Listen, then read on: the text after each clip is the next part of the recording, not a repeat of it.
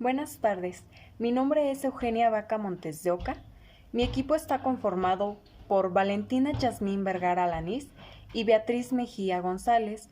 Somos estudiantes de la Universidad Michoacana de San Nicolás de Hidalgo y cursamos el cuarto semestre de la Facultad de Contaduría y Ciencias Administrativas.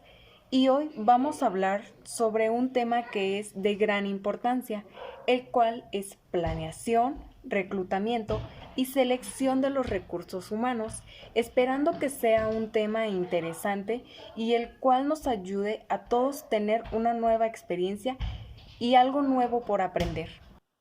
La planificación de recursos humanos consiste básicamente, y como su nombre lo indica, en elaborar planes. ¿Planes para qué? Pues estos planes sirven para asegurar a la empresa un número suficiente de empleados que cuenten con las competencias necesarias para desempeñar el puesto. Esto en el momento adecuado y con el coste preciso, es decir, que ese gasto se da como una inversión para obtener mejores resultados. Esta planificación cuenta con 4 fases. En la primera es el análisis de puestos.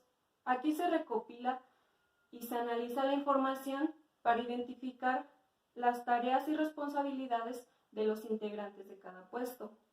De ahí pasamos a la descripción de puestos.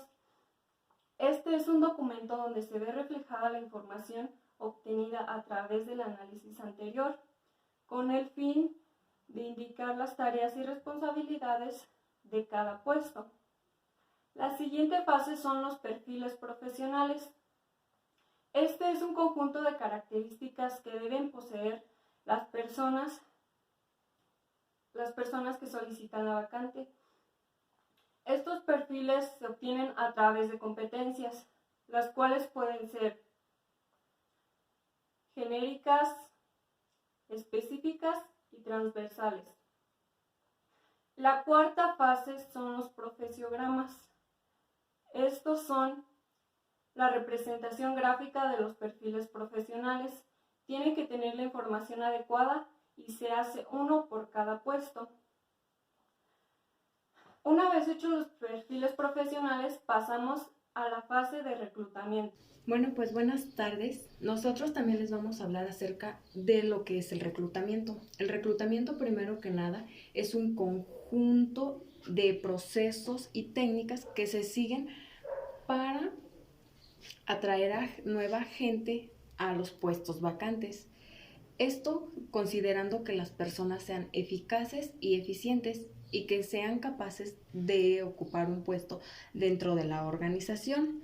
También el reclutamiento es la etapa en la cual la organización realiza ciertas actividades, como pueden ser aumentar el número de personas que estén interesadas en este aspecto, de lo cual es el reclutamiento. Segundo, sería el tipo de empresa que acepta a las vacantes. Tercero y último, sería qué tanta probabilidad hay de que esas personas acepten el puesto que se les está ofreciendo. Eso, pues prácticamente en general todas las empresas deben de tomar diversas decisiones que son muy importantes en cuanto a 3 áreas que son súper importantes y que están relacionadas con lo que es el reclutamiento de las personas. La primera, que son políticas del personal; la segunda, las fuentes de reclutamiento; y la tercera y última serían las características y el comportamiento de estas personas. Bueno, se los voy a ir explicando por partes. Primero que nada, empezamos con el primero, el reclutamiento interno. El reclutamiento interno quiere decir que esta persona es de adentro de la organización. Esa persona va a ocupar un nuevo puesto, ya sea por ascenso o por traslado. El ascenso es cuando obtienes un puesto mayor y el traslado es cuando solo te mueven de una área a otra o de una organización a otra. El reclutamiento externo, por su parte, pues es todo lo contrario. Esta persona tiene que ser de afuera de la organización una persona nueva, obviamente que tenga los suficientes conocimientos y que sea capaz de ocupar ese nuevo puesto. Por otra parte, pues también está lo que es la estrategia de paga superior. Esta estrategia es una estrategia pues muy importante y que muchas veces sí funciona. ¿Por qué? Porque al publicar o dar a conocer que la empresa tiene buena paga o que sus pagos son altos, va a atraer a un número mayor de personas que van a estar muy interesadas. Aunque también debemos recordar que el hacer esto puede atraer a personas que no sean adecuadas para el puesto. Por último, de las políticas que les fui mencionando, pues es la publicidad de la imagen de la empresa. Esta quiere decir que muchas veces lo que es la imagen de la empresa, pues se considera que es mala, entonces tienen que cambiarla. Eso cuenta mucho, ¿por qué? Porque la imagen de la empresa hace que digas, esa empresa me llama la atención, esa empresa me motiva, esa empresa se ve súper padre. Con el simple hecho de ver la imagen, es muy, muy importante que tenga una buena presentación la publicidad o la empresa. ¿Para qué? Para que, como consiguiente, siguen las fuentes de reclutamiento. Las fuentes de reclutamiento pues son muy importantes para la empresa. ¿Por qué? Pues porque al no tener esas fuentes, pues no se sabría de dónde sacar esa información. Entonces las fuentes de información pues son importantes para saber de dónde tomar esa información, de dónde se van a sacar esas personas, esos candidatos para llenar las vacantes. Existen varias fuentes de información, las más comunes. La primera sería la fuente interna o externa. Bueno, la fuente interna pues es cuando la vacante es de adentro de la empresa. Es una persona que ya, como bien se había dicho anteriormente, ya se había mencionado, es una persona que ya conoce a fondo la empresa y que sería capaz de asumir ese puesto. Mientras que la fuente externa pues es todo lo contrario, lo mismo que les había mencionado anteriormente ya. Aunque existen algunas ventajas y desventajas dentro de estas. Por ejemplo, la ventaja de que la empleada o la vacante sea interna, la fuente sea interna, pues es que es menos tiempo el que se utiliza para esa nueva persona, ocupe un nuevo puesto, sería menos costoso y sería más confiable. Aunque las desventajas serían pues que las personas de afuera, las personas externas, por así decirlo, no tendrían como oportunidades. Aunque también se pueden generar algunos conflictos de interés, por así decirlo. Algunas personas van a querer ascender también, o muchas veces dicen, ¿por qué él? ¿Por qué no yo? Entonces, esos son algunos de los conflictos que también se ven en lo que es el reclutamiento interno, la fuente interna. La fuente externa. Una de sus ventajas, pues es que es nuevo personal, nuevas capacidades, una persona muchas veces o tal vez con nuevos conocimientos, que esto sería de mucha importancia para la empresa. ¿Por qué? Porque no siempre estarían estancados, mientras que con las internas, pues solo es las mismas personas, la misma sabiduría y no generarían tal vez algo nuevo. Bueno, estábamos con las externas, aunque las desventajas del reclutamiento externo pues serían que es más costoso, es más tardado, entonces todo esto genera un conflicto o una tardía en el cual pues atrasaría un poquito este procedimiento, pero en parte pues como ya les decía, es mejor que sea así. ¿Por qué? Porque es nuevo personal, porque llevan nuevos conocimientos. Bueno, el segundo serían pues las ampliaciones directas o lo que vienen siendo las recomendaciones. Las ampliaciones directas pues son esas que tal vez la empresa no tiene que solicitar, sino va de la mano con lo que se ha dicho anteriormente. Dentro de la empresa están las personas y pues ya solo hacen como que más extenso.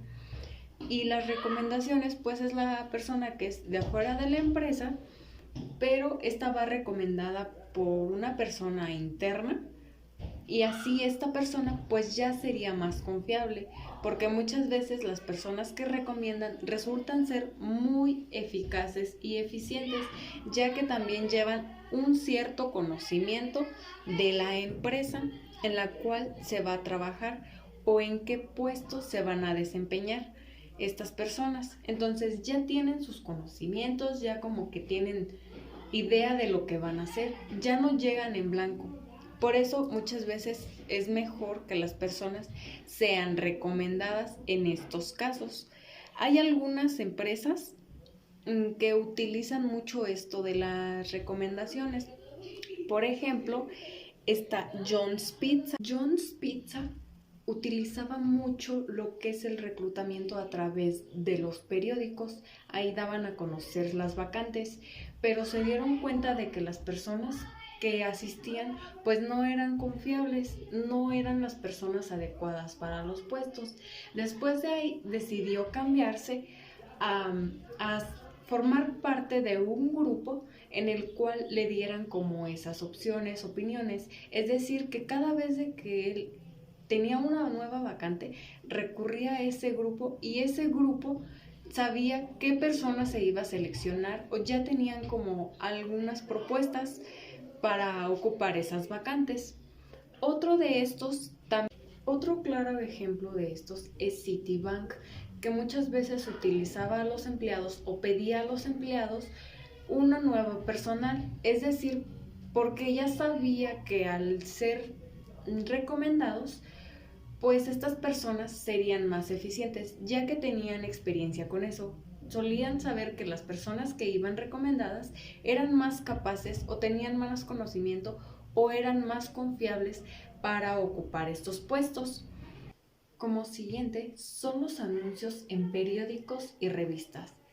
Este método básicamente es para atraer a un mayor número de personas, porque eso es lo que logra, atraer muchas personas, aunque lo que no se sabe o no se toma en cuenta es que esas personas muchas veces no son las adecuadas. Muchas veces son personas que buscan trabajo, no están capacitadas, no tienen las habilidades o no tienen el conocimiento para usar esos puestos o estar en esos puestos que la empresa necesita. Por eso solo es importante usar estos métodos cuando se necesitan varias vacantes. Bueno, cuando se tienen varias vacantes así, entonces se necesitan varias personas.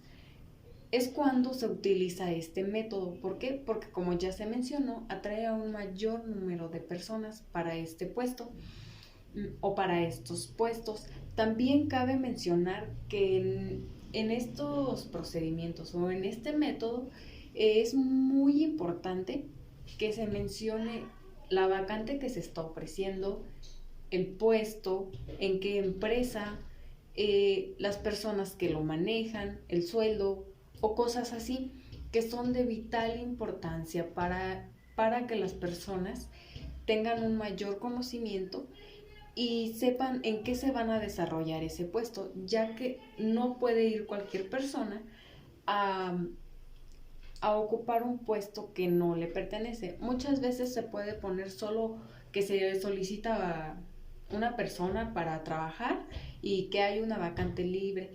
Nunca esa persona va a saber si es para limpieza, si es de recepcionista, si es de contador o cosas así. Muchas veces por eso van las personas equivocadas. ¿Por qué? Pues porque no se ponen esos detalles que son muy importantes. Hay empresas que sí lo hacen, que solo recurren a estos recursos o a estos métodos cuando de plano ya tienen muy saturado su tiempo o que necesitan a las personas lo más pronto posible. Otra de las fuentes son las agencias de empleo privadas. Estas son empresas dedicadas a ofrecer sus servicios de reclutamiento a otras empresas. Cuentan con bases de datos muy grandes, con el currículum de muchas personas que pueden ocupar la vacante. Estas se encargan de elegir a los mejores para ocupar el puesto, pero una de sus desventajas es que tienen un costo muy elevado. La siguiente fuente son universidades y colegios. Estas universidades se encargan de recomendar a sus mejores alumnos a las empresas cuando éstas van a hacerles visitas para presentar sus áreas de trabajo y sus vacantes. La siguiente y la última, el reclutamiento electrónico. Estas empresas se encargan de ofrecer sus servicios de reclutamiento de forma electrónica. Una de las mejores y más conocidas es el OCC Mundial. Otro punto importante en el proceso de reclutamiento son los reclutadores. Estas personas deben poseer varias características. Entre ellas es que deben ser personas que se vayan actualizando constantemente. Deben ser amables y demostrar interés social. Para el momento de reclutar vacantes, no se les cierren sus opciones. Deben de apoyarse de un software que les ayude a darle seguimiento a los solicitantes, ya que a veces hay demasiadas solicitudes para una vacante. Buen día a todos, les envío un saludo esperando se encuentren bien y estén pasando esta cuarentena de la mejor manera. Yo voy a continuar la exposición explicando el tema del proceso de selección de personal. ¿En qué consiste la selección del personal? Es un proceso que es utilizado por las empresas para elegir a la persona que cumple con los requisitos para un determinado puesto de trabajo. Este proceso cuenta con 4 fases o etapas. La primera es la preselección de candidaturas. La segunda son las pruebas de selección. La tercera son entrevistas. Aquí es importante mencionar que hay una primera entrevista y una segunda entrevista, que más adelante voy a explicar en qué consiste cada una. Y la tercera y etapa final es la toma de una decisión. Bueno, voy a iniciar con la preselección de candidaturas. La preselección de candidaturas consiste en analizar el currículum vitae y los documentos aportados por cada uno de los candidatos. Una vez que se analizan estos documentos, se procede a clasificar a los candidatos en 3 etapas. La primera, que es la estimable, la segunda, que es la posible, y la tercera, que es la no estimable. La estimable es aquella en donde se clasifican a los candidatos que cumplen totalmente con todos los requisitos. La posible es donde ofrecen dudas porque no cumplen plenamente con todos los requisitos, es decir, hay una parte del perfil del candidato que no convence totalmente a los evaluadores. Y la no estimable, esta consiste en que no cumplen con los requisitos mínimos. Una vez que ya se clasifican, los estimables y los posibles pasan a la etapa de las pruebas de selección y los no estimables pues pasan a la base de datos por si en futuras ocasiones pudieran ser de ayuda. Ahora, la segunda etapa del proceso de selección de personal, que son las pruebas de selección, consiste en medir la inteligencia, las aptitudes, la personalidad, las habilidades o los conocimientos del candidato. Es importante mencionar que por sí solas no ofrecen demasiada certeza, tienen que ir acompañadas o se deben compensar con la entrevista. Son 8 las principales o las más utilizadas. La primera es el test de inteligencia. Como su nombre le indica, sirve para medir la capacidad intelectual del candidato y nos da un porcentaje numérico llamado cociente intelectual. Aquí utilizan mucho lo que son las series lógicas numéricas, series lógicas espaciales, alfabéticas y de visualización espacial. Pues son aquellas, pueden ser series de números y tú analizar cuál es el número que sigue, o pueden ser direcciones de figuras o dependiendo de la perspectiva de que lo veas. La segunda es el test de aptitudes, que sirve para saber qué candidato tiene el perfil más adecuado y mide las aptitudes administrativas, las numéricas, mecánicas, etc. Y la siguiente prueba de selección es el cuestionario de personalidad. Cada uno de nosotros tenemos una personalidad distinta y vemos las cosas de forma distinta y cada uno tiene sus propios intereses. En eso se basa o eso mide el cuestionario de personalidad. El siguiente es el cuestionario de intereses. Este mide las preferencias de cada candidato para saber el nivel de satisfacción que va a tener al desempeñar ese puesto. El quinto son pruebas profesionales. Aquí pues ya se miden los conocimientos de cada candidato y esto es mediante prácticas profesionales que se les otorgan en donde se pueda ver los conocimientos que cada uno tiene. El sexto son dinámicas de grupos. Consiste en reunir a todos los candidatos en grupos de 10 a 14 personas y hay 2 evaluadores. Esos 2 evaluadores son los que los van a animar a que hagan intervenciones y pues también los van a analizar. En los candidatos primero se van a presentar de entrada con su nombre, su formación profesional, su experiencia laboral, si tienen algún certificado o algún curso, entre otras cosas. Después el evaluador les va a entregar algunos textos que ellos van a analizar y después van a dar su interpretación cada uno de los candidatos.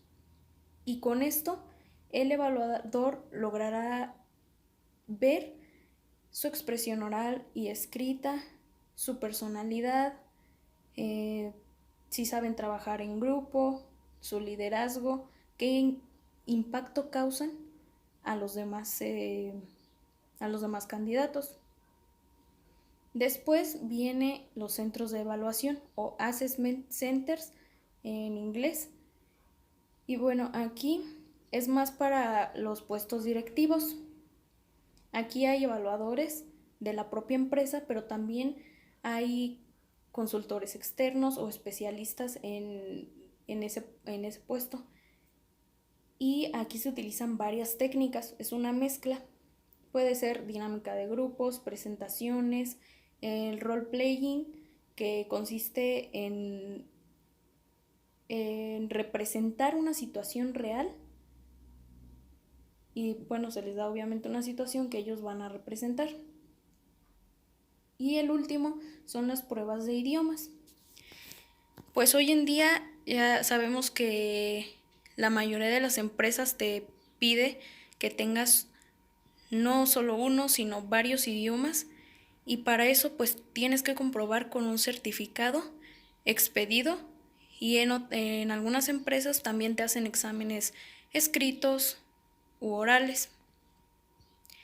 Bueno, una vez que explicamos las pruebas de selección, viene la tercera etapa, que son las entrevistas, y aquí es donde mencionaba al principio del video que hay una primera entrevista.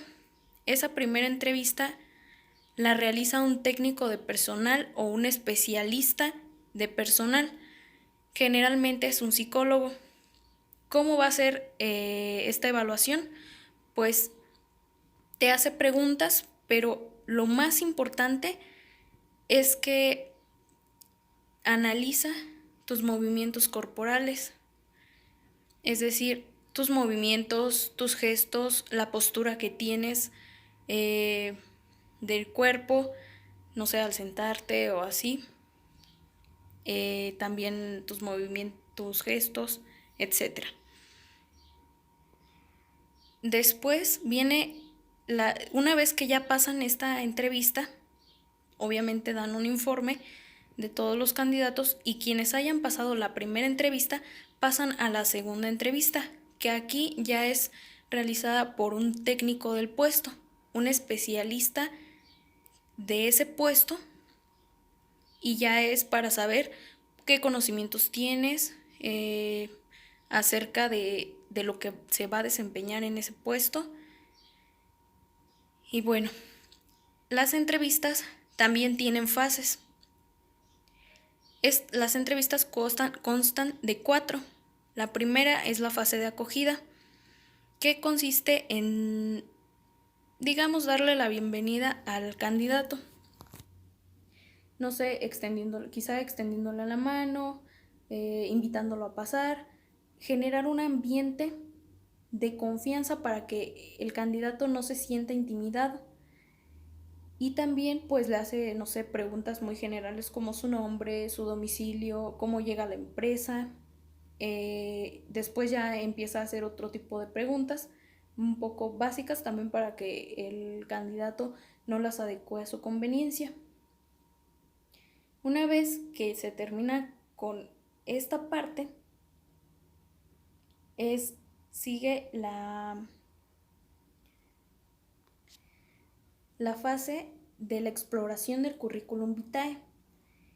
En esta, pues se analiza todo lo que el currículum vitae, todo lo que el candidato expresó en el currículum vitae, su formación académica, su experiencia laboral, si tiene, qué conocimientos, qué habilidades tiene, los puestos de trabajo anteriores, su grado de estudio, y si tiene algunos cursos o algún certificado distinto. Después viene la exploración de competencias. Ahí, en la primera parte de esta exposición, mis compañeras mencionaban las entrevistas de competencias. Estas se basan en ver cómo el candidato resolvería una situación en un futuro, o si ya ha resuelto situaciones que vayan relacionadas con el puesto que va a desempeñar. Y bueno, ya es muy común que las empresas hoy en día utilicen las entrevistas de competencia. Y la cuarta parte, que es el cierre de la entrevista. Como tal, es la despedida del candidato, pero aquí pues bien sabemos que los resultados de la entrevista son confidenciales y no se deben revelar, pero por cortesía el entrevistador le debe decir al candidato cuándo pudiera obtener algún posible resultado sobre si es seleccionado o no en el puesto. Una vez que terminamos con estas 4 fases de la entrevista, se genera un informe de la entrevista. Es decir, de cada candidato se entrega un informe de lo obtenido en las entrevistas, es en un documento impreso, y se les hace saber a los jefes o a los directivos. Aquí es importante decir que muchos también entregan una lista de los candidatos finales para ya hacer una entrevista final y seleccionar a una sola persona. Esta se llama shortlist en inglés y pues es una lista final. Y bueno, la última etapa es la toma de una decisión. Pero antes de entrar en esta etapa, hay una fase intermedia entre la entrevista y la toma de decisión, que es la solicitud de referencias. En esta se debe realizar cuando se esté entrevistando al candidato y se le debe de pedir autorización para investigar con su antiguo jefe inmediato de la empresa en la que trabajaba, pues para saber aspectos destacables de su personalidad, qué funciones realizaba, su profesionalismo, etc. Esto en el caso de que el candidato tenga experiencia laboral. Si el candidato no tiene experiencia laboral, entonces solamente basta con pedirle su título o un certificado de calificaciones. Aquí hay un aspecto que es la indagación en redes sociales. Muchos de nosotros, o más bien todos, tenemos redes sociales y cuando subimos a alguna cosa, pues siempre pensamos en que quizá es privado, que no importa el contenido que subas. Sin embargo, hoy en día hay empresas que ya manejan redes sociales y como tal indagan en las redes sociales de su personal para saber qué tipo de contenido suben, si no suben fotos demasiado comprometedoras, qué personas tienen agregadas incluso, y también depende mucho de los valores que tiene la empresa. Después de esto vienen las etapas finales del proceso de selección y aquí son 4. La primera es el reconocimiento médico. También se le pide al candidato pues su autorización para hacerle un examen médico y ver sus condiciones tanto físicas como psíquicas. Depende de la naturaleza del puesto. Un ejemplo, si el puesto es en el área de producción o alguna parecida y necesitan el uso de la fuerza para manejar máquinas o algo así, pues necesitan evaluar si está en buenas condiciones su salud física. Y se genera un informe que se entrega a los empresarios en donde diga que es apto o no apto. La segunda es la comprobación de documentos. Aquí es cotejar que la información que el candidato dio en su currículum sea real, sea verdadera, que no esté mintiendo, es decir, acerca de su información personal, de su formación académica o de si tiene algunos certificados de algunos cursos que haya tomado o algo así, pues también debe de expedir, se debe comprobar que esos documentos son reales. Después viene lo que es la oferta del puesto y la contratación. Aquí es cuando al candidato se le dice las funciones específicas que va a realizar en ese puesto. Se establece la duración del contrato y finalmente se firma por ambas partes el contrato. Una vez que pasa esta etapa de la firma del contrato, ya viene lo que es la etapa de incorporación. Ya contratado el candidato, que pasa a ser trabajador, pues es como darle la bienvenida a la empresa. Se le enseñan las instalaciones, se presenta con sus compañeros, con los directivos, etc. Y aquí hay 2 maneras en que las empresas hacen el proceso de incorporación. Puede ser un plan de acogida que consiste, hay muchos dependiendo de la empresa, pero puede primero presentar el plan de acogida llevado a cabo por el personal de recursos humanos. Después presentarlo a los directivos, enseñar las instalaciones o decirle de forma verbal, pues sí, cómo están las instalaciones, presentarlo a sus compañeros, decirle los beneficios sociales que pudiera tener, la prevención de riesgos, entregarle un manual de acogida, etc. Y el manual de acogida, consiste en una guía. Esta guía contiene el organigrama de la empresa, los aspectos legales en los que está inscrita la empresa, los beneficios sociales, la jornada laboral y los descansos, también prevención de riesgos laborales, entre otras cosas. Y después, para finalizar, muchas empresas pueden incorporar lo que es la formación inicial o un periodo de prueba. La formación inicial es cuando el candidato se incorpora y le dan cursos de capacitación para que pues no vaya a ciegas a desempeñar su puesto de trabajo. Y el periodo de prueba pues es eso, es un tiempo para ver cómo desempeña las funciones que se le van a otorgar y si es apto para el puesto o si se contrata o no. Y bueno, finalmente, y ya para concluir la exposición, de manera grupal, mis compañeras y yo realizamos las conclusiones de esta exposición. Y a lo largo de la misma nos pudimos dar cuenta que cualquier empresa primero debe de tener un análisis de puestos, un diseño del puesto, saber exactamente qué es lo que debe de tener cada uno de los puestos, el perfil, qué funciones se van a desempeñar para en el momento en que se haga el reclutamiento, que es la búsqueda de los candidatos o convocarlos, pues ya se tenga las bases y ya no volver a hacer el proceso o hacer el proceso cada vez que se necesite realizar un reclutamiento o una selección o una contratación del personal.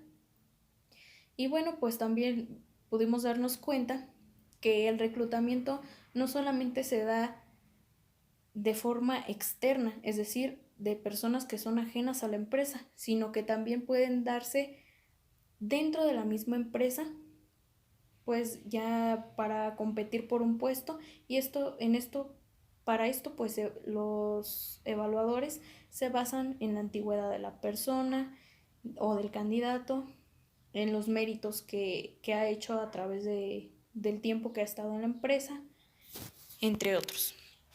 Y después viene pues ya lo que es esta última parte que expuse yo, que es la selección del personal, en donde se debe hacer infinidad de pruebas que nos van a ayudar para saber quién tiene el perfil más adecuado para ese puesto.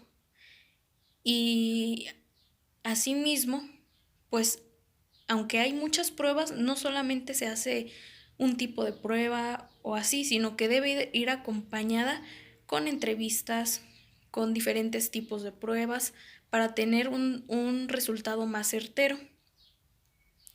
Y pues vimos que en el reclutamiento también las diversas formas que se utilizan para captar el personal deben de ser atractivas para que haya varios candidatos y así poder hacer la siguiente etapa, que es la selección. Y bueno, a nombre de mi equipo, les damos las gracias por haber visto el video y esperamos vernos pronto.